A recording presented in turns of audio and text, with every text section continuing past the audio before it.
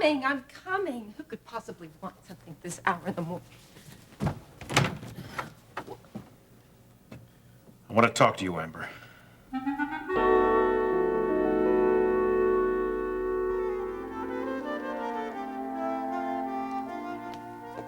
Babs, do you think Harold forgot? No, I'm sure he hasn't. But you go ahead and have a seat. He'll be in real soon. No. Good morning, ladies. I'm sure sorry I'm late. Oh, that's all right. We just got here ourselves. Well, I was up late last night playing devil's advocate. I wrote down a lot of ideas of stuff that Charles might use against us. We got quite a challenge ahead of us, don't we? Yes, we do. Well, look, if you'll excuse me, I'll go make us some coffee, okay? Yeah, it's a real good idea. Miriam, have a seat. Thank you. How do you feel? Fine. Ready, yeah. I guess. Oh, well, we'll make sure you're ready before we have to go into court. But I do need to warn you, custody hearing can get kind of sticky before they're resolved. And in this case, with you defending yourself against your father, it's not going to be a pretty picture. I know it isn't.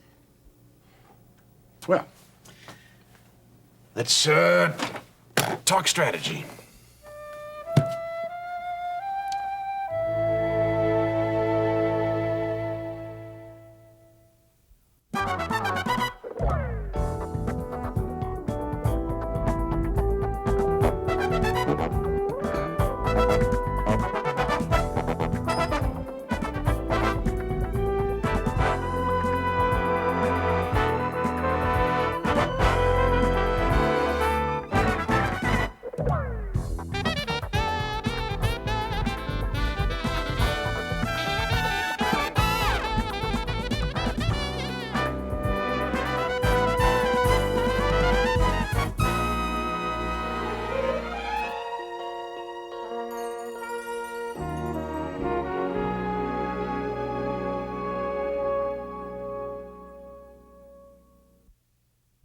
If I had known it was you, I would have stayed in bed. I'm sure of that. But this is important.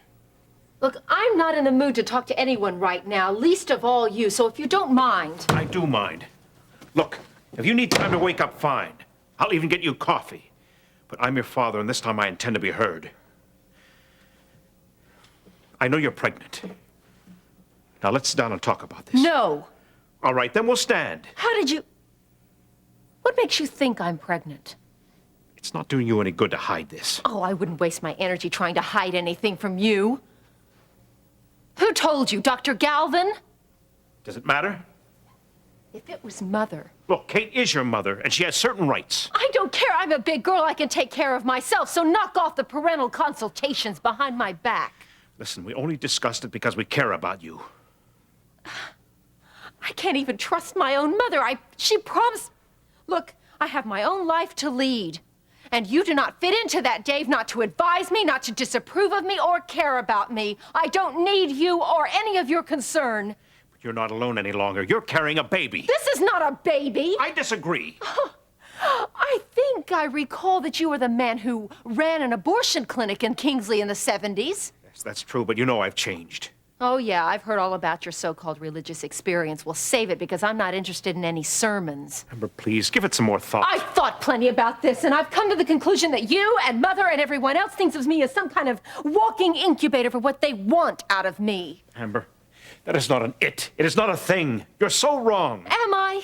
Aren't you just dying to have a grandchild? Wouldn't you just love to see yourself in another generation? I don't think the world would come to an end if Kate and I never had a grandchild. Then just why are you here? To sympathize? To urge you to have this baby. Oh, you see? And to offer you any kind of help that I can. Well, I don't want it. Is that all? No, it isn't. Look, you're right. I do feel responsible for the baby as a grandparent. But beyond that, what you're contemplating is murder. Stop it! I don't want to hear this, especially from a man who's terminated hundreds of pregnancies. I know you don't want to hear it, but you must. Especially from somebody like me, who's seen both sides of the issues. You're thinking about taking a human life. Terminating a pregnancy! My pregnancy! So don't you feed me with this propaganda.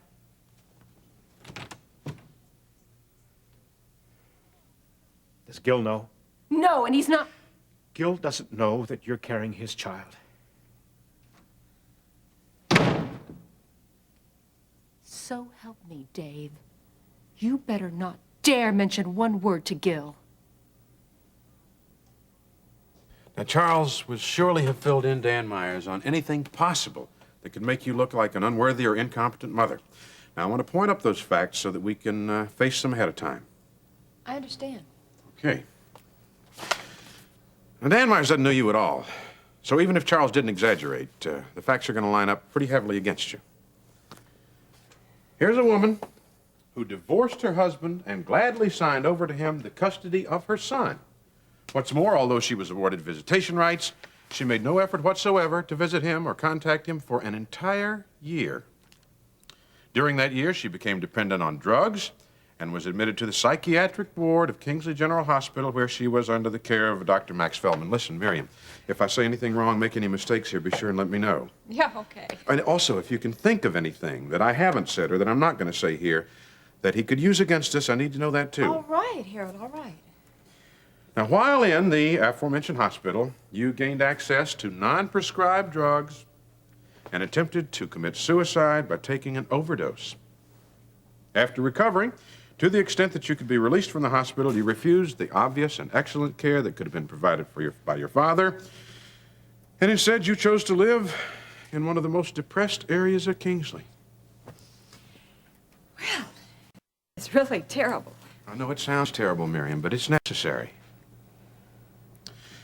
Now, while you were living in this depressed area, you were kidnapped and held in captivity for many weeks, from which you suffered extreme mental anguish and physical deprivation. Now, you have chosen to move back into the same area of town, in the same house, and not only that, you've brought your young son there to live with you, in spite of the fact that your father has offered to take care of you and your son in the manner to which you have been accustomed. You have refused adamantly to live with him. This is great. Harold, you're making Daddy sound like a real hero. That's just exactly what Dan Myers is going to do. Listen, listen. Charles Carpenter, on the other hand, is known and respected in the Kingsley community as a philanthropist and for his business achievements. He nearly single-handedly redeveloped the entire downtown area when he built Hollister Mall. Not only that, he has a devoted and competent full-time housekeeper. She's her own children and other people's as well, and she's perfectly capable of taking care of Eric Mason. And he also has the means to provide the best possible education for the boy and provide for all his earthly needs. Earthly, yes. It's going to weigh heavily in Charles' favor, especially considering your past instability. But what about Judge Slaymaker? When Daddy tried to get me out of Ione's house and make me completely dependent on him, she ruled that I was competent. I haven't overlooked that, but Charles isn't going to bring it up, and frankly, I don't think it's going to have much bearing in a custody case. Besides, the ruling for your competency in that case was only against the possibility of your being admitted to a custodial institution. Great, then what's it going to take? Harold, what is it going to take to prove that God has made me a completely different person from who I was then? Mary, you got one powerful thing in your favor, and that is that you're blessed with a number of friends who are willing to testify in your behalf as character witnesses. Terry Davidson, Ben Martin, Alex Greeley, just to name a few. Oh, here we go. Some nice hot coffee. That'll make things Good. better. Miriam, what's the matter? Harold, what did you say to her? Babs, it's okay. Harold's just telling me the truth. Now, Miriam, I didn't say this was the truth. It's factual. It's a matter of record. But the truth is a little bit more difficult to grasp. Then why are we even bothering? Because of Eric. That's why. Look at her, Harold. She's a wreck. Tell her she can have custody of the kid. Look, I want Miriam to get her son back. I want to say we can win this. But I'm not going to let you go into court unprepared. Frankly, Miriam, I still think that our best bet would be to settle out of court. That's my honest opinion. You mean I'll have to go back and talk to Daddy again? It couldn't hurt. Besides, you two might come to an amicable agreement. Harold, you know what it does to her to have to talk to her father. I do understand that. Miriam, I understand that. But it's worth a try. Will you go with me? No, it's best if I don't.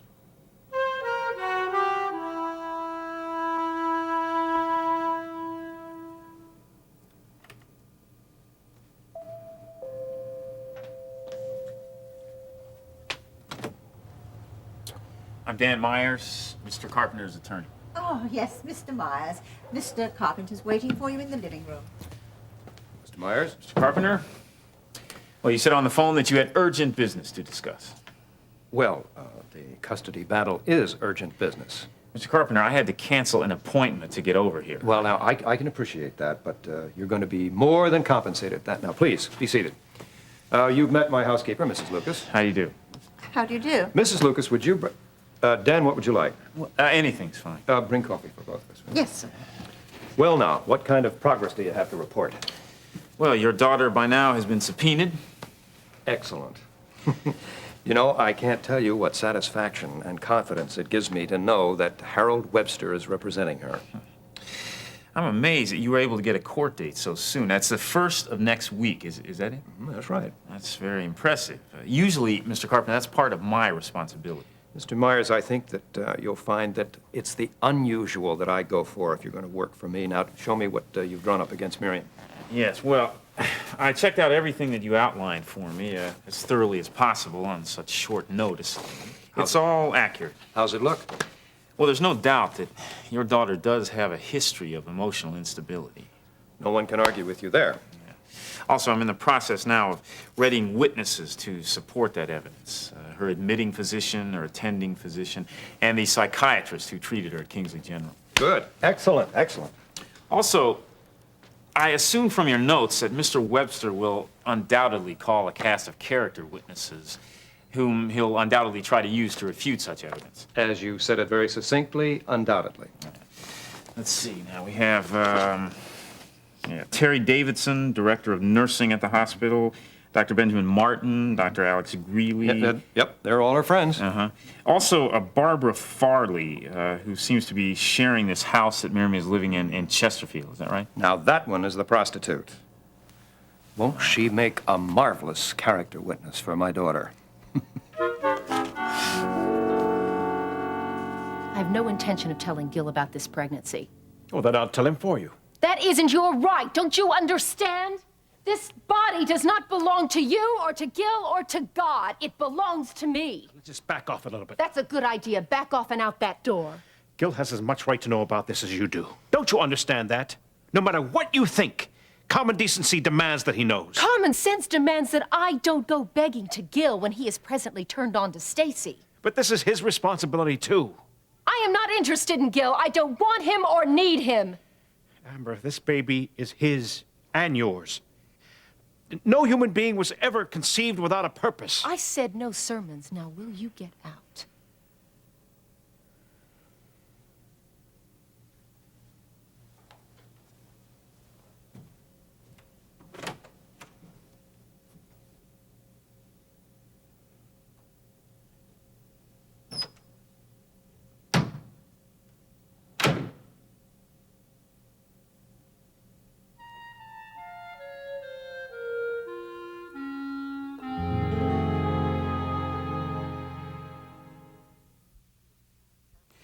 Well, rest assured, Mr. Carpenter, that when I get done cross-examining these character witnesses, you'll have very little to worry about. I certainly hope so. But some of those witnesses you mentioned. Oh, Terry Davidson? And the two doctors, Greeley and Martin. Now, they are professional people, respected professional people right here in this community. That's all the more reason to encourage them to testify. Yeah, you're going to have to explain that more fully. All right, now, as you say, Mrs. Davidson, Dr. Martin, Dr. Greeley, they're all eminently respected professional people, and they were all intimately involved in the care and treatment that your daughter received at Kingsley General Hospital. Now, when I get a chance to cross-examine them as witnesses for the respondent, I'll exploit that same professionalism to support every shred of evidence we've compiled against Miriam. But won't their personal relationship with Miriam work to her advantage? Oh, no. Not the way I'll construct the questioning. See, they'll be bound under oath to answer the leading questions that I put to them truthfully. Now, believe me, Mr. Carpenter, Webster's witnesses will backfire when I get through with them.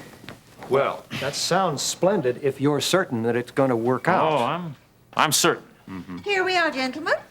Forgive me, but if that's all the business we need to take care of, I really should be going. I've got a lot of other things to Oh, attend but I wanted to show you the setup in my grandson's room. Don't you have time for that? No, I'm sorry. I really don't. I really have to Well, go. but let me tell you about it anyway. Mrs. Lucas, put that there. Dan, listen. I know what makes a young boy happy. And we haven't touched anything in his room since Miriam took him out of here. Right, Mrs. Lucas? Not a thing, sir. And he spent most of his time occupied with the things that I provided him with. He was happy when he was here, Dan, and he never complained. Miriam did all the complaining. Now he's got a complete video system. He has the finest computer on the market. He has a stereo system complete with tape deck. That's quite a setup. Well, I spared no expense at all to make him happy while he was here. Evidently. And I will spare no expense to get him back either. Do you understand that, Dan? As I said before, Mr. Carpenter, I have no doubt about your suitability as Eric's guardian. You think we can win? I don't think Miriam has a chance. Listen, Babs, you know that, and I know that, but that judge doesn't know Miriam from Adam. But Harold, every time she has to talk to her father, I mean, it turns into a basket case. Well, maybe this time we'll see a miracle and they'll see eye to eye. Besides, it's better to think small and settle out of court than it is to face Goliath head on. Hi, Peter. Hiya. Were you waiting outside very long? I just got here. I thought I should let you know. Oh, sure. Come on in. We're expecting you. Good. Thanks. It's all yours. Hi, Pete. It's good Hi. to see you. Look, Babs tells me that you got the references for Vicki. You better believe it. All three of them. This is my mother's. This one is Dr. Ben. All right. And it's Jean. Gene Redlin? Yeah. All right. Super.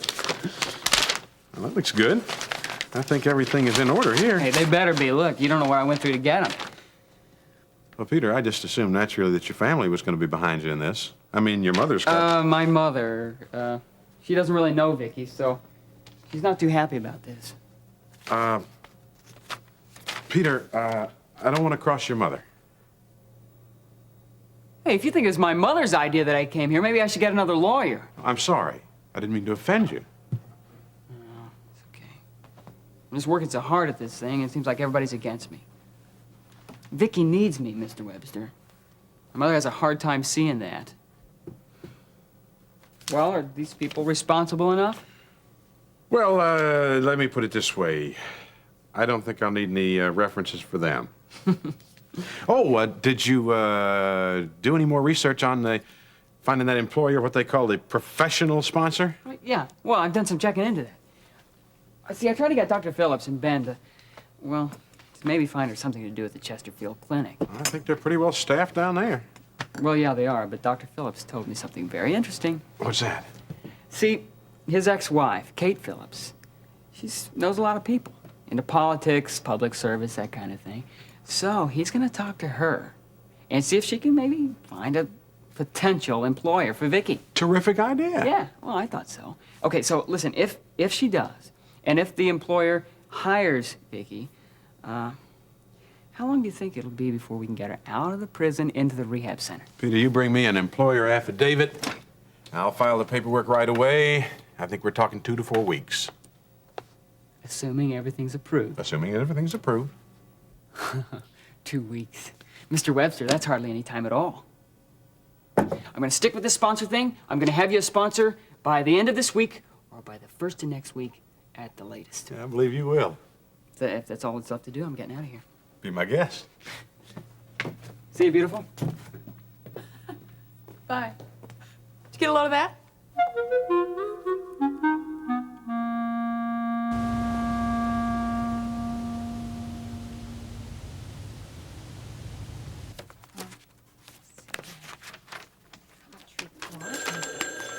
Rosa, I'll get it in here. Hello. Oh, Kate, it's Dave. Oh, Dave. How are you after all the excitement last night? Well, the excitement last night just came to a head this morning. Did you see Amber? Yes. How did it go? Will you calm down? Well, I waited till this morning as you suggested, and I tried to reason with her, but But what? it was unpleasant. Oh, Dave, I was afraid of that. But at least she knows now how we feel, and I'm thankful for that. Oh, what did she say about Gil? Well, she was defensive about that. She resents the intrusion into her life right now. Surely she'll tell Gil about the abortion before she goes through with it. I think she needs to tell him about the pregnancy before she even considers the abortion. Rose, would you get that, please? Listen, Dave, I am due at a library board of trustees meeting. Can I call you back? Okay, I'll be at the clinic. All right, fine. Goodbye. Goodbye, Dave. Goodbye.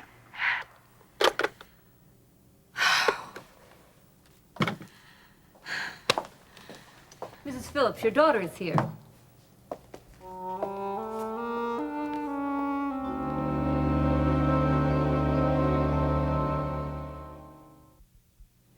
Amber?